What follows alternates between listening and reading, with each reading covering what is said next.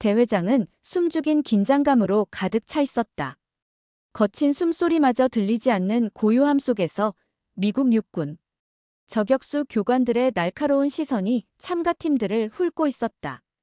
특히 한 남자의 얼굴은 분노와 경멸로 일그러져 있었다.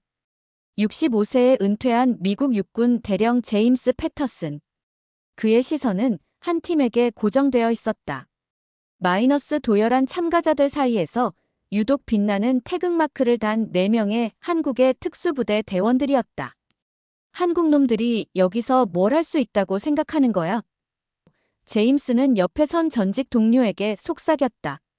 징병제 군대가 이런 대회에서 무슨 성과를 낼 수 있겠어? 그저 웃음거리가 될 뿐이지. 그때 제임스의 손자인 마이클 중위가 그 한국팀을 향해 걸어갔다. 그는 한국 저격수팀의 연락장교였다. 마이클은 환한 미소로 그들과 악수를 나누었고 심지어 어색한 한국어로 인사까지 건넸다. 제임스의 얼굴이 더욱 일그러졌다. 자신의 핏줄, 자신의 유산을 이어받을 손자가 그들과 어울리는 모습이 견디기 힘들었다. 일주일 후 대회의 마지막 날. 모든 참가자와 관중들이 최종 결과를 기다리고 있었다. 그리고 발표가 이어졌다. 2025년 미 국제 저격수대회 국제부문 우승팀은 대한민국 육군 1군단 특공연대 저격수팀입니다. 제임스의 세계는 그 순간 무너져 내렸다. 안녕하세요. 저는 제임스 패터슨입니다. 미국 육군에서 30년 넘게 복무하고 대령으로 은퇴한 65세 노병이지요. 40년 전 저는 포트 베닝현 포트무어에서 미 육군 최고의 저격수 교관 중 한 명이었습니다. 저는 수많은 특수부대원들을 훈련시켰고 그들 중 상당수는 실전에서 영웅이 되었습니다. 지금도 패터슨의 법칙이라 불리는 제 교본은 많은 나라의 군사교육에서 참고 자료로 쓰인다고 하더군요.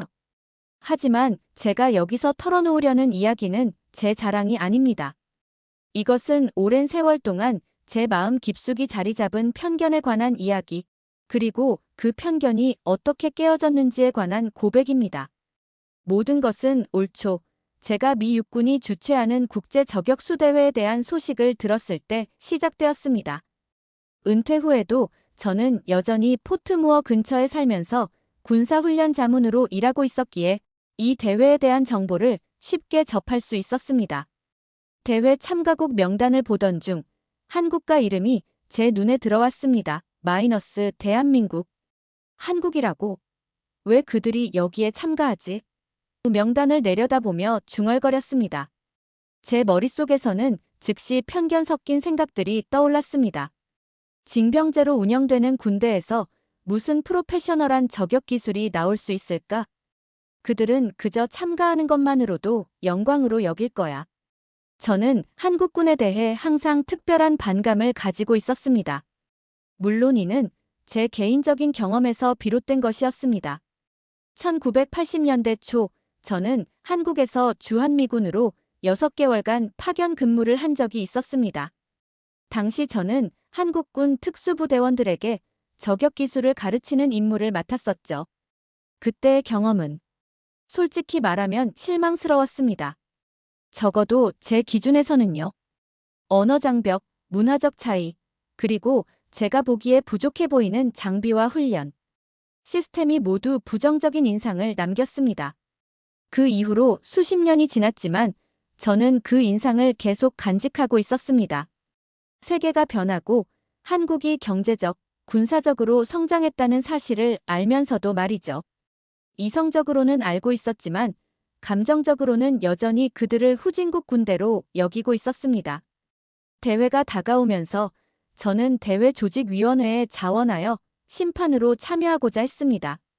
하지만 그들은 제가 아직도 많은 외국 팀들에 대해 노골적인 편견을 드러낸다는 이유로 정중하게 제 제안을 거절했습니다. 그 거절은 제 자존심에 상처를 입혔고 제 고집을 더욱 강화시켰습니다. 정말 어리석군. 그들은 진짜 전문가의 조언을 듣지 않으려 해. 제 아내 마사에게 투덜거렸습니다.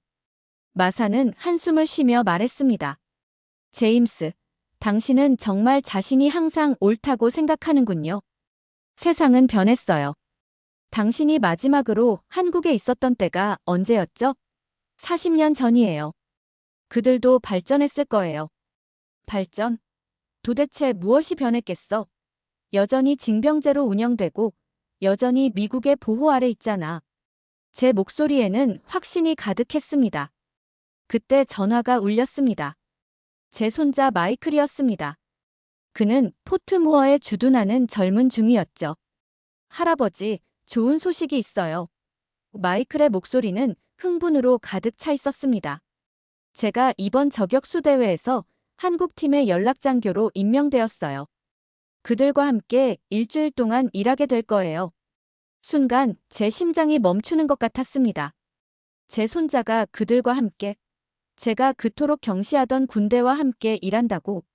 이건 거의 배신처럼 느껴졌습니다. 정말. 축하한다, 마이클. 제 목소리는 공허했습니다. 할아버지가 기뻐하실 줄 알았어요. 할아버지도 예전에 한국에서 근무하셨잖아요. 이번 대회 전에 리셉션이 있는데 할아버지도 오시면 어떨까요? 한국팀을 만나보세요. 그들은 정말 대단한 사람들이에요. 이미 몇 번 만났거든요. 제 첫 반응은 단호한 거절이었습니다. 하지만 마이클의 목소리에 담긴 기대감과 흥분을 무시할 수 없었습니다.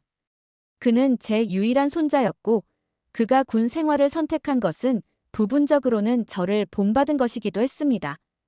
알았다, 가보마. 마지못해 대답했습니다. 리셉션 날, 저는 최대한 공식적으로 보이기 위해 제 군복에 달린 모든 훈장과 메달을 달았습니다. 이것은 제 권위를 과시하는 방법이었습니다. 마사는 그런 제 모습을 보고 눈을 굴렸지만 아무 말도 하지 않았습니다. 포트무어 장교 클럽에 도착했을 때 이미 많은 사람들이 모여 있었습니다. 다양한 국가의 군인들이 대화를 나누고 있었고 그 중심에는 제 손자 마이클이 있었습니다. 그의 옆에는 4명의 한국 군인들이 서 있었습니다. 그들은 모두 깔끔한 군복 차림이었고 그들의 태도에서는 어떤 전문성이 엿보였습니다. 마이클은 즉시 저를 발견하고 손을 흔들었습니다. 할아버지, 여기 오세요. 소개해드릴 분들이 있어요. 마지못해 그들에게 다가갔습니다. 가까이서 보니 그들은 제가 상상했던 것보다 훨씬 더 강인해 보였습니다. 그들의 눈에서는 날카로운 경계심과 자신감이 동시에 느껴졌습니다. 이분이 제 할아버지, 제임스 패터슨 대령이세요. 마이클이 자랑스럽게 말했습니다. 할아버지는 예전에 미 육군 최고의 저격수 교관 중 한 분이셨어요. 한국팀의 리더로 보이는 남자가 한 걸음 앞으로 나와 깊은 존경을 담아 경례를 했습니다. 만나서 영광입니다. 패터슨 대령님. 저는 한국 육군 1군단 특공연대의 박대훈 상사입니다. 그의 영어는 놀랍도록 유창했고 그 목소리에는 제가 예상하지 못했던 자신감이 깃들어 있었습니다. 저는 마지못해 그의 경례에 답했습니다. 저는 당신의 책을 읽었습니다, 대령님. 박 상사가 갑자기 말했습니다. 저격수의 철학 패터슨의 법칙. 저희 훈련의 기본이 되는 책입니다. 순간 제 마음에 혼란이 일었습니다. 제 책이 그들의 훈련에 이것은 예상치 못한 상황이었습니다. 그렇군요. 간신히 대답했습니다. 그 책은 오래전에 쓴 것입니다. 지금은 많은 부분이 시대에 뒤처졌을 텐데요. 전혀요, 대령님. 박 상사는 미소를 지으며 말했습니다. 당신의 기본 원칙들은 여전히 유효합니다. 정신적 준비, 육체적 단련, 그리고 수학적 정확성. 이 3가지는 어떤 시대에도 변하지 않는 진리입니다. 제 책에서 핵심 원칙들을 정확하게 인용하는 그의 모습에 저는 놀라움을 감추지 못했습니다. 이 남자는 정말로 제 책을 읽었던 것입니다. 그리고 제대로 이해했던 것이었습니다. 그날 밤 내내 저는 한국팀과 대화를 나누었습니다. 정확히 말하면 그들이 저에게 질문을 던지고 제가 대답하는 형식이었습니다.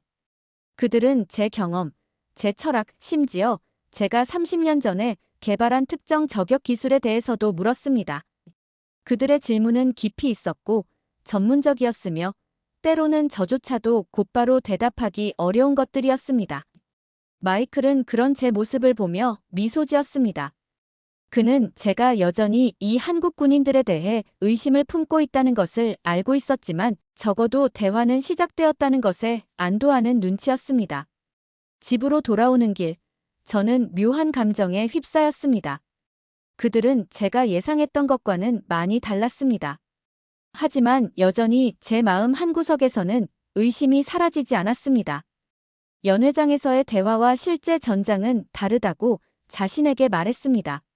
내일부터 시작되는 실제 경기에서 그들의 진짜 실력을 볼 수 있을 거야. 저는 그때까지만 해도 몰랐습니다. 이 만남이 제 인생에서 가장 큰 변화의 시작이 될 거라는 것을요. 다음 날 아침, 저는 평소보다 일찍 일어났습니다. 창문 밖으로 보이는 포트무어의 아침 안개가 훈련장을 부드럽게 감싸고 있었습니다. 이른 시간임에도 불구하고 저는 서둘러 옷을 갈아입고 대회장으로 향했습니다. 제 마음속에는 여전히 의심이 가득했지만 동시에 어떤 호기심도 피어나고 있었습니다. 어젯밤 만난 한국팀, 특히 박대훈 상사의 전문성은 부인할 수 없었으니까요. 어제는 그저 말뿐이었을 수도 있지. 차를 운전하며 중얼거렸습니다. 오늘은 실제 실력을 볼 수 있겠지. 대회장에 도착했을 때 이미 여러 팀들이 준비 운동과 장비 점검을 하고 있었습니다. 미국, 영국, 독일, 브라질 등 세계 각국의 정예 저격수들이 모인 광경은 그 자체로 압도적이었습니다. 그리고 저 멀리 훈련장 가장자리에서 한국팀이 눈에 띄었습니다. 그들은 다른 팀들과 달리 조용히 모여 앉아 있었습니다. 마치 명상을 하는 듯한 모습이었죠. 호기심에 이끌려 그들 쪽으로 다가갔습니다. 가까이 다가갈수록 그들이 무엇을 하고 있는지 알 수 있었습니다. 그들은 서로에게 질문을 던지고 있었고 그 질문들은 모두 오늘 대회의 다양한 상황에 관한 것이었습니다. 400m 거리에서 풍속 3미즈, 3시 방향에서 불어올 때 탄도 보정값은 풍속 영향으로 우측으로 21cm 편향, 고도 조절 0.5m라디안 상향. 그들의 대화는 빠르게 오갔고 모든 대답은 즉각적이고 정확했습니다. 그것은 마치 사전에 준비된 시나리오를 읽는 것 같았습니다. 하지만 실제로는 그들의 머릿속에 있는 지식을 끌어내는 과정이었죠. 이런 방식의 정신적 훈련은 제가 30년 전에 개발한 바로 그 방법이었습니다. 패터슨의 정신적 시뮬레이션이라고 불리던 기술이었죠. 박 상사가 갑자기 고개를 들어 저를 보았습니다. 그의 입가에 희미한 미소가 번졌습니다. 패터슨 대령님, 이른 아침부터 오셨군요. 그냥 지나가다 들렀을 뿐이요. 제 목소리에는 여전히 경계심이 묻어 있었습니다. 저희 팀의 준비 과정을 지켜보시겠습니까? 대령님의 조언이 있다면 큰 도움이 될 것 같습니다. 그의 초대는 진심 어린 것 같았습니다. 저는 잠시 망설였지만 결국 그들 옆에 앉았습니다. 다음 1시간 동안 저는 그들의 훈련 방식을 관찰했습니다. 그들의 규율, 집중력, 그리고 서로 간의 조화는 인상적이었습니다. 특히 박 상사와 젊은 장재욱 중사의 호흡은 완벽했습니다. 관측수와 사수로서 그들은 거의 텔레파시로 소통하는 것 같았습니다. 당신들의 팀워크는 훌륭하군요. 결국 인정할 수밖에 없었습니다. 감사합니다, 대령님. 박 상사가 고개를 숙였습니다. 저희는 2년 동안 함께 훈련해 왔습니다. 장 중사는 제가 본 중에 가장 재능 있는 사수입니다. 그때 대회 안내방송이 울려 퍼졌습니다. 첫 번째 과제가 시작된다는 알림이었습니다. 모든 팀들이 모여들기 시작했고 저는 자연스럽게 한국팀과 함께 이동했습니다. 첫 번째 과제는 침투 저격이었습니다. 각 팀은 적진으로 간주되는 구역까지 은밀히 침투한 다음 단 한 발의 실탄으로 400m 밖의 표적을 명중시켜야 했습니다. 이 과제의 핵심은 발각되지 않는 것이었습니다. 훈련장 곳곳에는 적군 역할을 하는 심판들이 배치되어 있었고 그들에게 발견되면 실격 처리됐습니다. 한국팀은 세 번째로 출발했습니다. 박 상사와 장 중사는 특수 위장복을 입고 침투를 시작했습니다. 그들의 움직임은 놀라울 정도로 자연스러웠습니다. 마치 대지의 일부가 된 것처럼 그들은 풀숲과 지형지물을 이용해 천천히 하지만 꾸준히 전진했습니다. 2시간이 넘는 시간 동안 그들은 단 한 번도 발각되지 않았습니다. 놀랍군. 옆에 있던 미 육군 심판관이 중얼거렸습니다. 그들은 마치 유령 같아. 마침내 박 상사와 장 중사는 사격 위치에 도달했습니다. 이제 그들은 정확히 한 발의 기회만 가지고 있었습니다. 장 중사가 저격 소총을 준비하는 동안 박 상사는 거리, 풍향, 습도 등을 재빠르게 계산하고 있었습니다. 그들의 소통은 최소한의 손짓과 눈빛만으로 이루어졌습니다. 풍속 변화, 20방향 4.5미즈. 박 상사가 속삭였습니다. 장 중사는 아무 말 없이 소총의 조준경을 미세하게 조정했습니다. 그리고 숨을 깊이 들이마신 후 천천히 방아쇠를 당겼습니다. 총성이 울린 직후 모니터에 결과가 표시되었습니다. 중앙에서 2.3cm 편차. 거의 완벽한 명중이었습니다. 관중석에서 작은 환호성이 터져 나왔습니다. 저도 모르게 박수를 치고 있었습니다. 그들의 실력은 부정할 수 없을 정도로 뛰어났습니다. 대회 첫날이 끝날 무렵 한국팀은 중간 순위 2위에 올라 있었습니다. 1위는 미국의 델타포스 팀이었지만 그 차이는 불과 몇 점에 불과했습니다. 이런 결과는 많은 이들을 놀라게 했지만 저에게는 특히 충격적이었습니다. 제 편견이 얼마나 잘못되었는지를 직면하게 된 순간이었죠. 숙소로 돌아가는 길에 마이클이 제게 다가왔습니다. 할아버지, 어떻게 생각하세요? 한국팀 정말 대단하지 않나요? 그들은 예상보다 실력이 좋구나 인정했습니다. 하지만 여전히 제 자존심이 완전한 인정을 가로막고 있었습니다. 하지만 아직 대회는 끝나지 않았어. 내일은 더 어려운 과제들이 기다리고 있지. 마이클은 미소를 지었습니다. 할아버지, 내기할까요? 한국팀이 최종적으로 3위 안에 들 거라고 봐요. 제 자존심이 불타올랐습니다. 그래, 내기하지.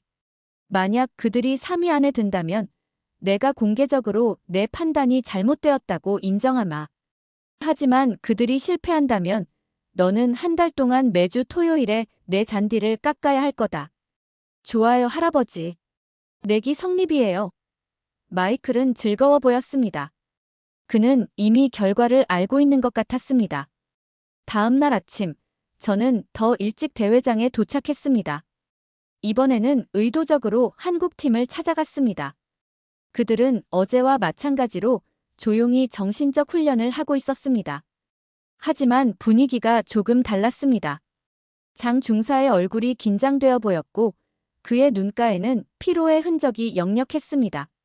무슨 일이 있습니까? 저도 모르게 물었습니다. 박 상사가 잠시 망설이다가 대답했습니다.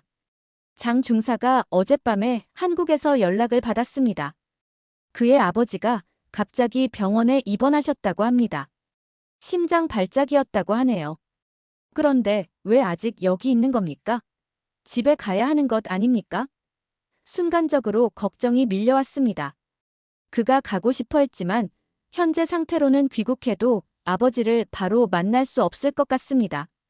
아버지는 이미 수술 중이시고 장 중사의 어머니와 형이 병원에 있습니다. 그리고 박 상사가 목소리를 낮추었습니다. 그의 아버지는 장 중사가 이 대회에서 좋은 성적을 내기를 몹시 바라셨습니다. 아버지의 마지막 바람일지도 모르는 일이라 그는 남기로 결정했습니다. 그 말을 듣는 순간 제 가슴이 아팠습니다. 저도 비슷한 경험이 있었기 때문입니다. 40년 전 제가 처음으로 국제대회에 출전했을 때 제 아버지도 병원에 계셨습니다. 그때 저는 대회를 포기하고 아버지 곁으로 갔었죠. 그리고 그 결정을 늘 후회했습니다. 아버지는 제가 도착하기 바로 전에 돌아가셨고 저는 그의 마지막 바람을 이루어드리지 못했기 때문입니다. 용기 있는 결정이군요. 낮은 목소리로 말했습니다. 당신의 동료에게 제 응원을 전해 주십시오. 대회 둘째 날의 과제는 더욱 어려웠습니다. 혼전 상황 대응이라는 이 과제에서는 아군과 적군이 뒤섞인 상황에서 짧은 시간 내에 정확히 적군만을 사격해야 했습니다. 이는 냉철한 판단력과 뛰어난 사격 기술이 동시에 요구되는 난이도 높은 과제였습니다. 한국팀의 차례가 되었을 때 모두의 시선이 집중되었습니다. 특히 장 중사의 상태를 걱정하는 시선이 많았습니다. 그의 개인적인 상황이 소문처럼 퍼져 있었기 때문입니다. 하지만 모두의 예상을 뒤엎고 장 중사는 놀라운 집중력을 보여주었습니다. 그는 마치 모든 개인적인 감정을 차단한 듯 기계처럼 정확하게 과제를 수행했습니다. 10개의 표적 중 9개를 정확히 명중시켰고 단 한 번의 오판도 없었습니다. 이는 지금까지의 최고 성적이었습니다. 과제를 마친 후 장 중사는 조용히 자리를 떠나 한쪽 구석으로 갔습니다. 사람들의 시선에서 벗어나 혼자 있고 싶어 하는 것이 분명했습니다. 제 마음속에서 무언가가 움직였습니다. 저도 모르게 그의 뒤를 따라갔습니다. 장 중사는 나무 아래 앉아 휴대폰을 보고 있었습니다. 그의 얼굴에는 눈물이 흐르고 있었습니다.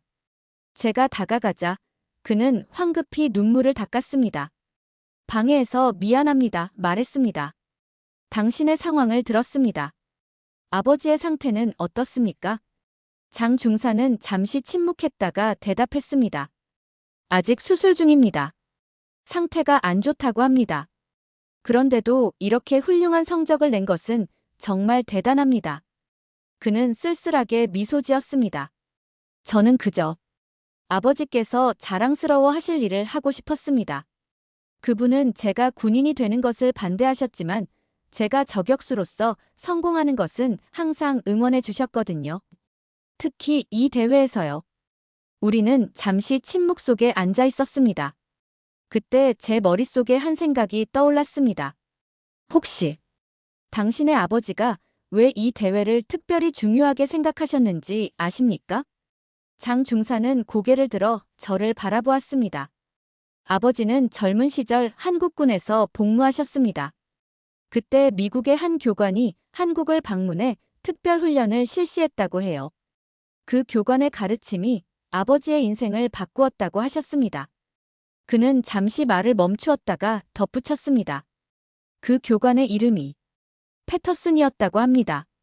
그 말을 듣는 순간 제 심장이 멈추는 것 같았습니다. 40년 전의 기억이 홍수처럼 밀려왔습니다. 그때 제가 훈련시켰던 수많은 한국 군인들 중 하나가 바로 장 중사의 아버지였단 말입니까? 당신의 아버지 이름이 장성민입니까? 떨리는 목소리로 물었습니다. 장 중사의 눈이 커졌습니다. 네, 맞습니다. 어떻게 아셨습니까? 저는 당신의 아버지를 알고 있습니다. 40년 전 제가 한국에서 교관으로 있을 때 그는 제 최고의 학생 중 한 명이었습니다. 우리 둘 다 잠시 말을 잃었습니다. 이런 우연의 일치는 거의 운명 같았습니다.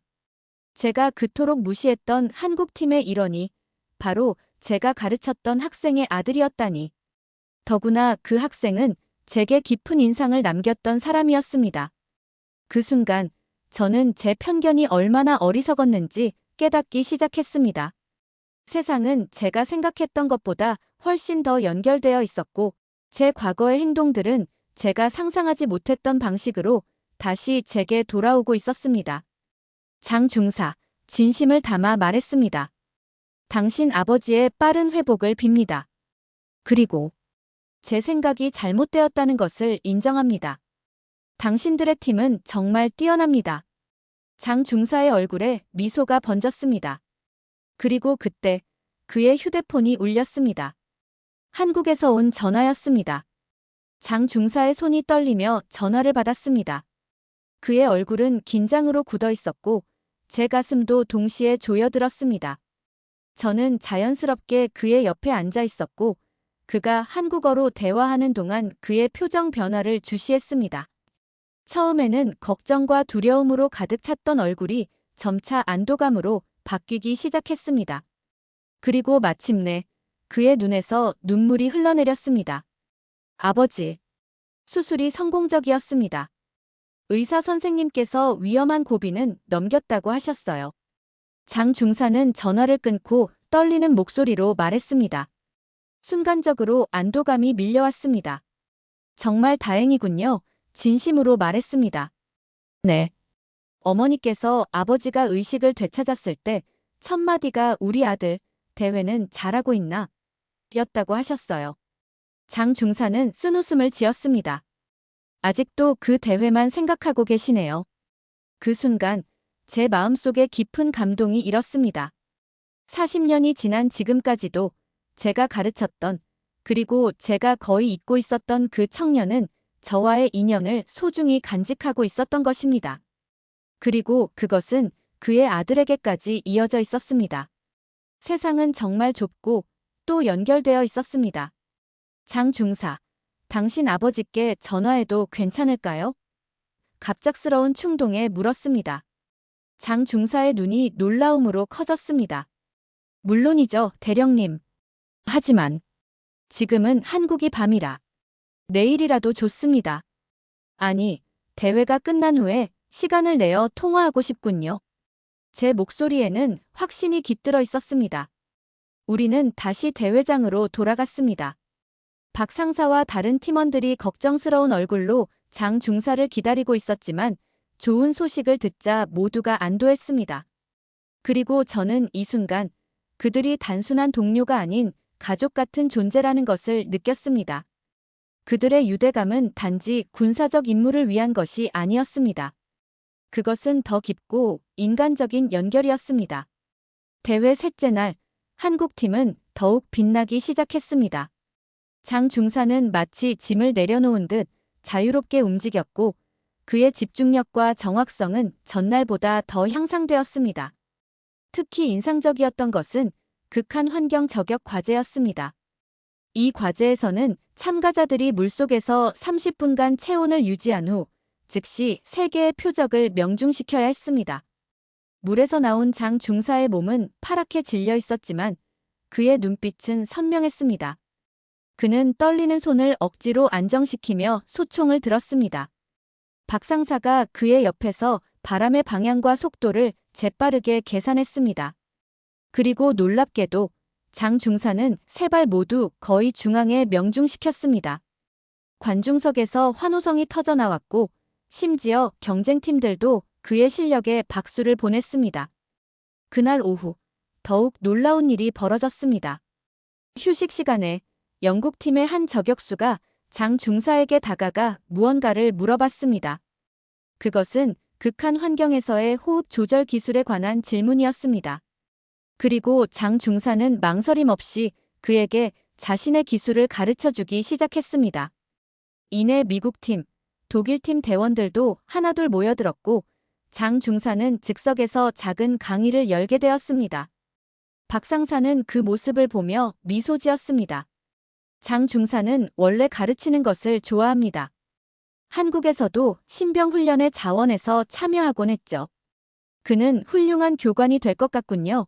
감탄하며 말했습니다. 아버지처럼 말이죠. 박 상사의 눈이 커졌습니다. 아, 그러고 보니 대령님께서 장 중사의 아버님을 아신다고 들었습니다. 정말 놀라운 우연이군요. 우연이라기보다는 인연이라고 해야 할 것 같습니다. 제 목소리에는 감회가 어려 있었습니다. 대회의 넷째 날, 한국팀은 중간 순위 1위로 올라섰습니다. 그들의 성공은 더 이상 우연이나 행운이 아니라 순수한 실력과 철저한 준비의 결과였습니다. 그리고 저는 점점 더 제 오래된 편견에서 벗어나고 있었습니다. 징병제 군대라는 단순한 레이블 뒤에는 세계 최고 수준의 프로페셔널리즘이 있었던 것입니다. 그날 밤, 저는 숙소 근처 작은 카페에서 박 상사와 만났습니다. 그는 제가 초대했을 때 약간 놀란 듯 했지만 기꺼이 응했습니다. 우리는 커피를 마시며 군 생활, 가족, 그리고 인생의 철학에 대해 이야기했습니다. 그리고 그 대화 속에서 저는 우리가 얼마나 많은 공통점을 가지고 있는지 발견했습니다. 사실 저는 처음에 당신들 팀을 과소평가했습니다. 솔직하게 고백했습니다. 한국군에 대한 오래된 인상과 편견 때문이었죠. 제가 잘못 생각했다는 것을 인정합니다. 박 상사는 잠시 침묵했다가 대답했습니다.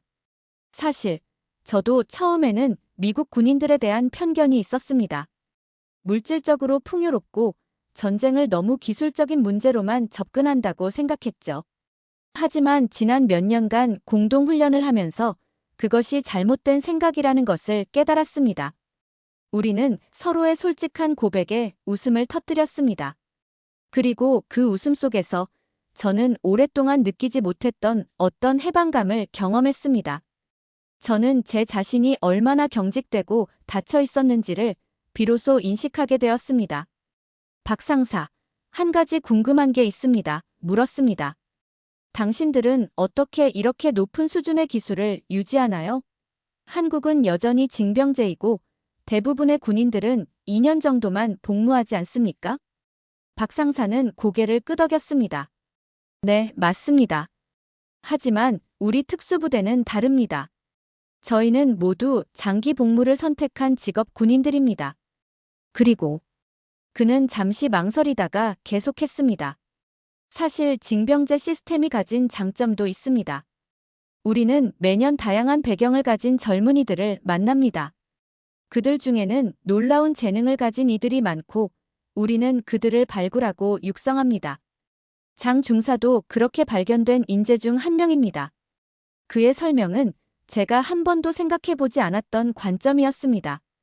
징병제가 단점만 있는 것이 아니라 나름의 독특한 강점을 가질 수 있다는 것이었죠. 이는 제 사고의 틀을 다시 한번 흔들었습니다. 대회 5째 날 최종 과제가 발표되었습니다. 그것은 극한의 선택이라는 이름의 과제였습니다. 각 팀은 3KM의 험난한 지형을 완전 무장한 채로 통과한 후 5개의 표적을 명중시켜야 했습니다. 하지만 표적 중 하나는 민간인으로 설정되어 있었고 이를 사격하면 즉시 실격 처리됐습니다. 문제는 어떤 표적이 민간인인지 사전에 알 수 없다는 것이었습니다. 참가자들은 상황을 판단하고 즉석에서 결정을 내려야 했습니다. 이 과제는 육체적 한계와 정신적 판단력을 동시에 시험하는 가장 어려운 도전이었습니다. 저는 한국팀이 어떻게 대응할지 무척 궁금했습니다.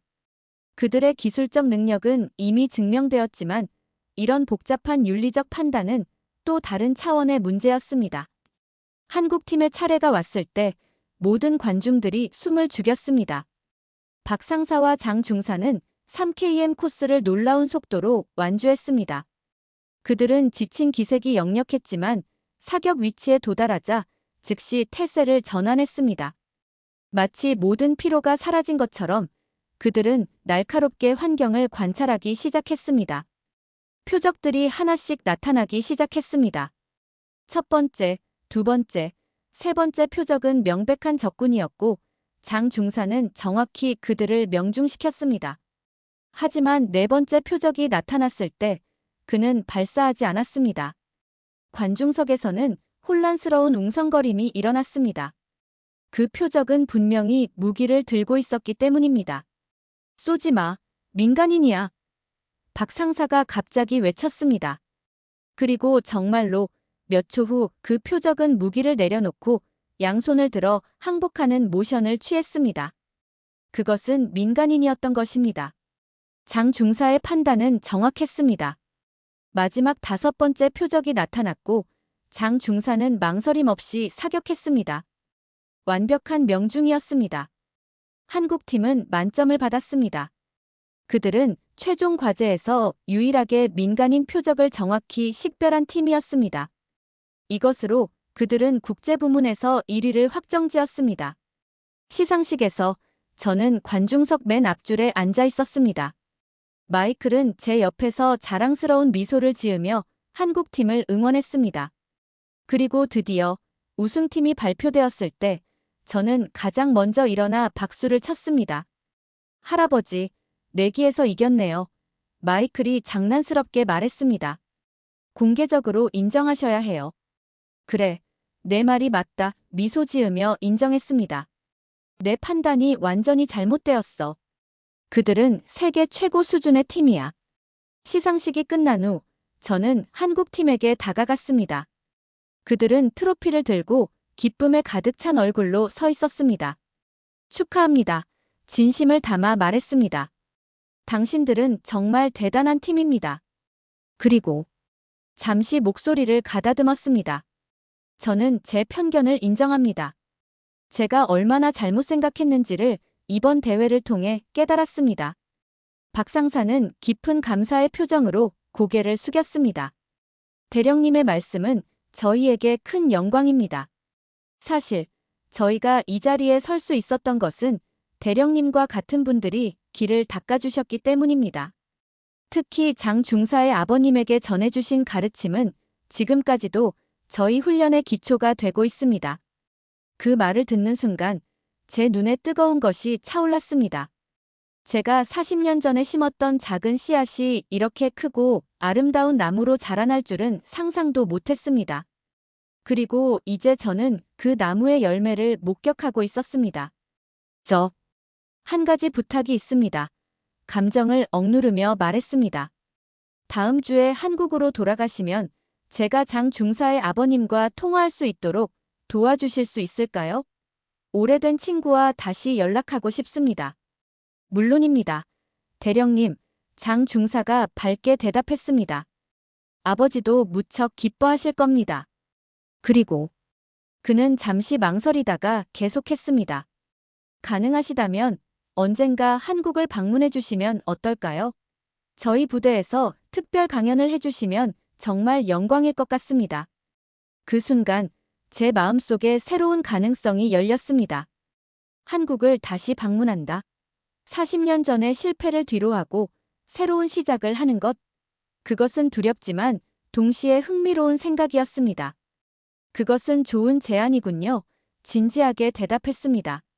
진지하게 고려해보겠습니다. 마이클이 제 옆에서 조용히 물었습니다. 정말로 가실 건가요, 할아버지? 제 마음속에서는 이미 결정이 내려져 있었습니다. 그래, 가볼 생각이다. 내가 얼마나 많은 것을 배울 수 있을지 생각하니 기대되는군. 그날 밤 숙소로 돌아와 창밖을 바라보며 깊은 생각에 잠겼습니다. 제 인생의 대부분을 미국 군인으로서의 자부심과 확신 속에서 살아왔습니다. 그리고 그 자부심은 종종 다른 나라, 다른 문화에 대한 편견으로 이어졌습니다. 하지만 이제 저는 그 모든 것이 얼마나 좁은 시야였는지를 깨달았습니다. 세상은 제가 생각했던 것보다 훨씬 더 넓고 훨씬 더 다양하며 훨씬 더 연결되어 있었습니다. 휴대폰을 집어들고 마사에게 전화를 걸었습니다. 여보, 나 좀 믿기 힘든 제안을 받았어. 한국에 가서 특별 강연을 해달라는 거야. 마사의 목소리에는 놀라움이 가득했습니다. 정말? 그런데 당신이 한국을 좋아하지 않잖아요. 글쎄, 내 생각이 바뀌었어. 미소 지으며 말했습니다. 사람은 변할 수 있는 법이지. 특히 자신의 잘못된 생각을 깨달았을 때는 말이야. 전화를 끊고 창밖의 밤하늘을 바라보았습니다. 수많은 별들이 깊고 검은 하늘에 반짝이고 있었습니다. 그리고 그 순간 저는 이 세상의 모든 곳에서 같은 하늘 아래에서 같은 별을 바라보는 수많은 사람들을 생각했습니다. 우리는 모두 다르지만 또한 모두 연결되어 있었습니다. 그리고 그 연결 속에서 저는 새로운 시작과 가능성을 보았습니다. 대회의 마지막 날, 한국팀의 우승 파티가 포트무어 장교 클럽에서 열렸습니다. 참가했던 모든 팀들이 초대받았고 화기애애한 분위기 속에서 서로의 경험과 기술을 나누는 자리였습니다. 저는 마이클과 함께 참석했고 처음으로 한국팀과 다른 참가자들 사이에 섞여 있는 것이 자연스럽게 느껴졌습니다. 할아버지, 이제 정말 마음이 바뀌신 건가요? 마이클이 옆에서 물었습니다. 그의 눈에는 장난기와 함께 진지함이 깃들어 있었습니다. 그래, 솔직하게 대답했습니다. 때로는 평생 지켜온 생각이 얼마나 잘못되었는지 깨닫는데 단 일주일이면 충분하더구나. 특히 명백한 증거 앞에서는 말이야. 우리의 대화는 갑작스러운 환호성에 중단되었습니다. 박 상사와 장 중사가 트로피를 들고 들어왔고 모든 참가자들이 그들을 축하하기 위해 모여들었습니다. 그들의 얼굴에는 자부심과 함께 겸손함이 공존하고 있었습니다. 특히 장 중사의 얼굴은 밝게 빛나고 있었습니다. 아버지의 건강 상태가 안정되었다는 소식을 받은 직후였으니까요. 축하의 순간이 지나고 장 중사가 저에게 다가왔습니다. 패터슨 대령님, 내일 저희는 서울로 돌아가게 됩니다. 출발 전에 잠시 시간을 내주실 수 있을까요? 드릴 말씀이 있습니다. 물론이지, 궁금증을 느끼며 대답했습니다. 내일 아침 어떻겠소? 이튿날 아침, 저는 포트무어의 작은 공원에서 한국 팀과 만났습니다. 그들은 모두 민간 옷차림이었고 처음으로 군인이 아닌 일반인의 모습으로 그들을 보게 되었습니다. 박 상사는 편안한 청바지에 티셔츠 차림이었고 장 중사는 단정한 셔츠와 바지를 입고 있었습니다. 그 모습이 왠지 새롭게 느껴졌습니다. 패터슨 대령님, 저희가 이번 대회를 준비하면서 특별한 도움을 받았습니다. 박 상사가 말문을 열었습니다. 대회 전에 저희는 대령님의 책을 다시 한번 공부했고 거기서 많은 영감을 얻었습니다. 특히 정신적 준비 부분에서요. 장 중사가 작은 가방에서 무언가를 꺼냈습니다. 그것은 달고 다른 책이었습니다. 저격수의 철학 패터슨의 법칙. 제가 30년 전에 쓴 책이었습니다. 책의 페이지는 누렇게 변색되어 있었고 수많은 메모와 밑줄로 가득했습니다. 이 책은 제 아버지의 것입니다. 장 중사가 말했습니다. 아버지께서 저에게 주셨고 저는 이것을 저희 팀 훈련의 기초로 삼았습니다. 그는 책을 제게 건네며 말했습니다. 대령님께서 이 책에 사인을 해주실 수 있을까요? 아버지께 정말 특별한 선물이 될 것 같습니다. 제 손이 떨렸습니다. 이 오래된 책이 한 사람의 인생에, 아니 여러 사람의 인생에 영향을 미쳤다는 사실이 저를 깊이 감동시켰습니다. 저는 펜을 받아 책의 첫 페이지에 글을 썼습니다. 장성민님께, 당신의 아들은 당신이 자랑스러워할 만한 훌륭한 군인입니다. 그는 제게 편견을 넘어 진정한 존경을 배우는 법을 가르쳐 주었습니다. 감사합니다. 제임스 패터슨 드림. 책을 돌려주자 장 중사의 눈에 눈물이 고였습니다. 정말 감사합니다, 대령님. 그리고 한 가지 더 말씀드리고 싶은 것이 있습니다. 그는 잠시 말을 고르는 듯 했습니다. 사실 저희 부대에서 진심으로 대령님을 한국에 초대하고 싶습니다. 공식적인 초청장을 준비했습니다. 다음 달에 저희가 주최하는 특수부대 저격훈련 세미나에 특별 강사로 오셔서 대령님의 경험과 지식을 나눠주시면 정말 큰 영광일 것 같습니다. 박 상사가 공식 초청장이 담긴 봉투를 건넸습니다. 한국 육군 특공연대의 공식 문양이 새겨진 봉투였습니다. 저는 그 초청장을 받아들었습니다. 한 달 후에 한국을 방문한다. 그것은 제가 상상했던 것보다 훨씬 더 구체적인 제안이었습니다. 잠시 망설였지만 마음속 깊은 곳에서 이것이 제가 가야 할 길이라는 확신이 들었습니다. 초대에 감사드립니다. 영광으로 생각하고 수락하겠습니다. 제 목소리는 단호했습니다. 한국팀의 얼굴에 기쁨이 번졌습니다. 우리는 서로 악수를 나누었고 그것은 단순한 작별 인사가 아니라 새로운 시작의 약속처럼 느껴졌습니다. 한 달 후, 저는 인천국제공항에 도착했습니다. 마사도 함께였습니다. 그녀는 제가 이 여행을 결정했을 때 제일 먼저 지지해준 사람이었습니다. 지금도 긴장돼요? 마사가 제 손을 꼭 잡으며 물었습니다. 그럼 솔직하게 대답했습니다. 40년 만에 다시 오는 한국이야. 그때와 지금은 모든 것이 다르겠지. 나를 포함해서 말이야. 공항 도착장에는 장 중사와 그의 아버지 장성민 씨가 기다리고 있었습니다.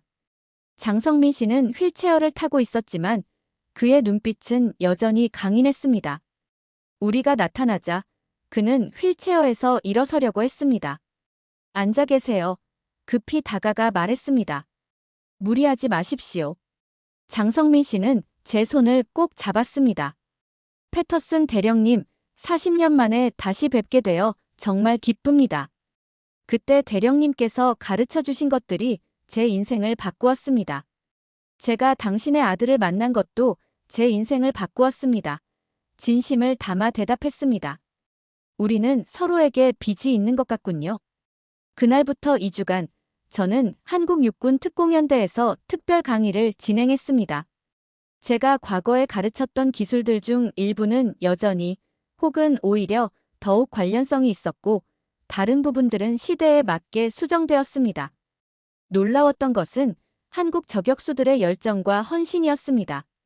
그들은 모든 강의에 깊은 집중력을 보였고 질문들은 항상 예리했습니다. 특히 감동적이었던 것은 제가 가르친 내용이 그들의 기존 훈련과 얼마나 잘 조화되는지였습니다.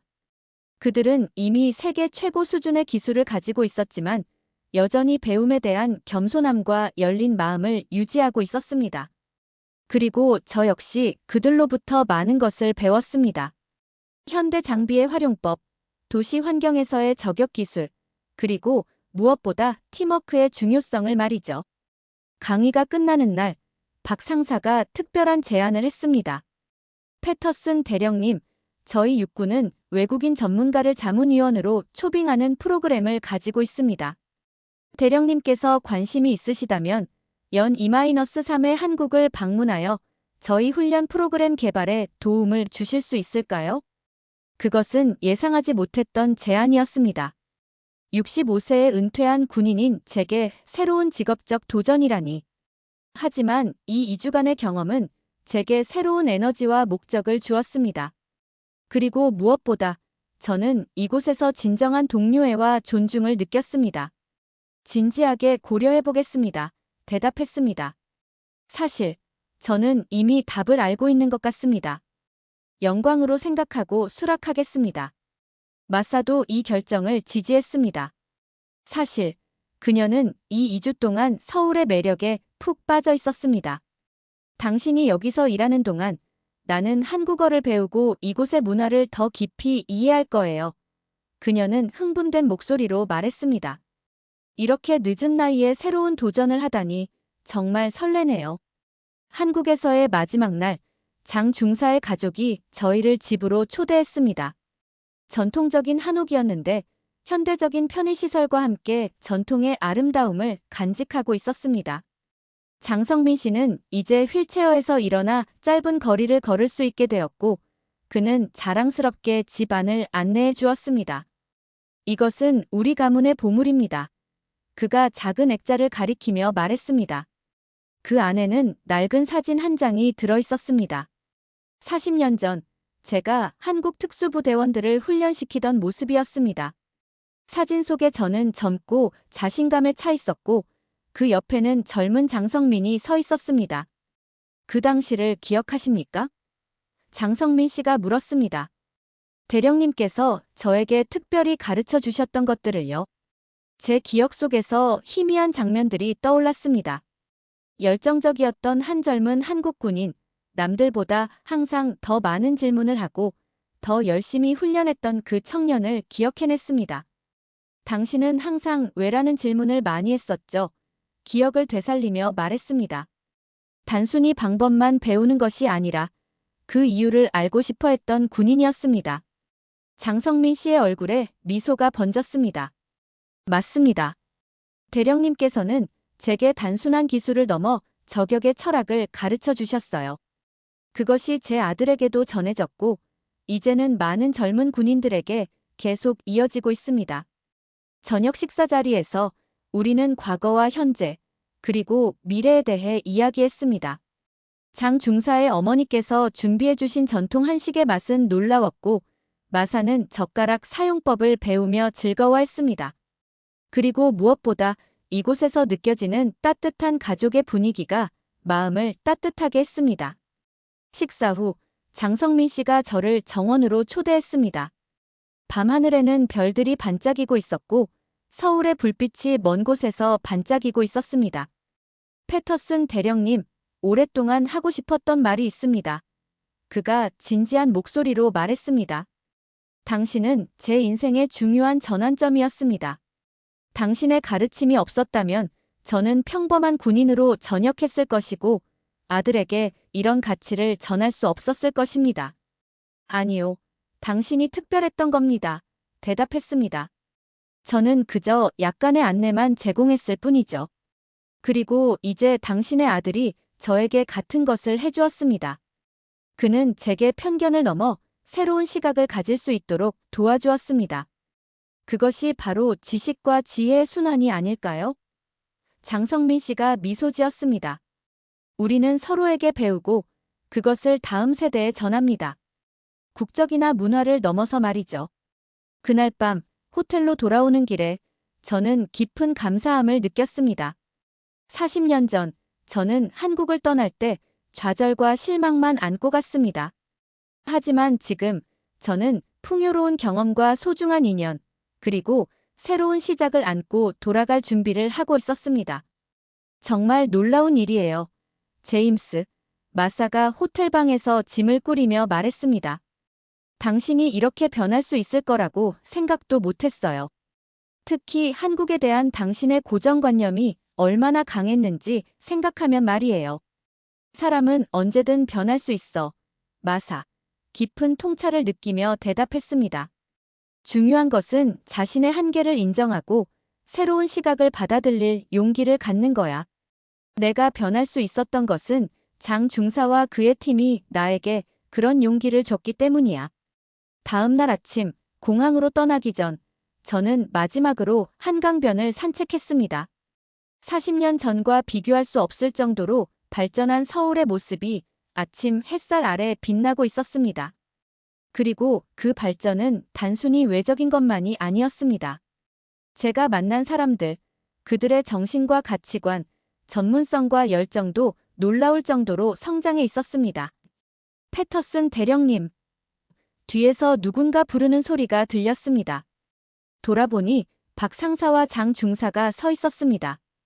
공항까지 저희가 모시러 왔습니다. 박 상사가 말했습니다.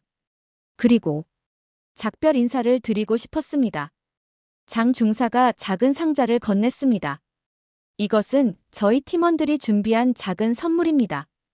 대령님께서 저희를 잊지 않으시길 바라는 마음에서요. 상자를 열자 그 안에는 아름다운 만년필이 들어 있었습니다. 펜대에는 한글로 뭔가가 새겨져 있었습니다. 무슨 뜻입니까? 궁금해하며 물었습니다.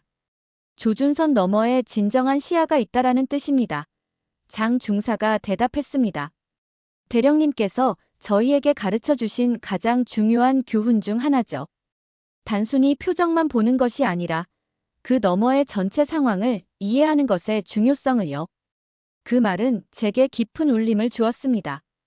그것은 저격의 원칙을 넘어 삶의 철학이 되어 있었습니다. 저 역시 조준선 너머를 보게 되었고 그곳에서 새로운 세계와 가능성을 발견했습니다. 다음 방문 때까지 이 펜으로 많은 것들을 적어두겠습니다. 감사의 마음을 담아 말했습니다. 새로운 책을 쓸 때 사용해도 좋겠군요. 조준선 너머 변화의 여정이라는 제목은 어떨까요? 우리는 함께 웃었고 그 웃음 속에는 진정한 우정과 상호 존중이 담겨 있었습니다. 그리고 저는 확신했습니다. 이것은 끝이 아니라 새로운 시작이었습니다. 65세의 나이에 저는 예상치 못한 곳에서 새로운 인생의 장을 열고 있었습니다. 비행기에 오르며 제 마음은 이미 다음 방문을 기대하고 있었습니다. 이제 한국은 제게 단순한 외국이 아니라 제 인생의 소중한 부분이 되어 있었습니다. 그리고 무엇보다 이 여정을 통해 저는 중요한 깨달음을 얻었습니다. 진정한 성장은 우리가 편안한 공간을 벗어나 새로운 시각을 받아들일 때 시작된다는 것을요. 창밖으로 점점 작아지는 한국의 풍경을 바라보며 저는 미소 지었습니다. 이것은 끝이 아니라 새로운 시작의 순간이었습니다. 그리고 그 시작은 한 번의 우연한 만남, 그리고 편견을 넘어 서로를 진정으로 이해하려는 노력에서 비롯되었습니다. 조준선 너머에 진정한 시야가 있다. 그 말을 마음속으로 되뇌며 저는 눈을 감고 다음 여정을 상상했습니다. 그리고 그것은 아름다운 모습이었습니다. 재미있게 보셨나요? 오늘의 사연은 여기까지입니다. 구독과 좋아요는 영상 제작에 큰 힘이 됩니다. 다음 시간 더 좋은 사연으로 찾아뵙겠습니다. 지금까지 아리랑 튜브였습니다. 감사합니다.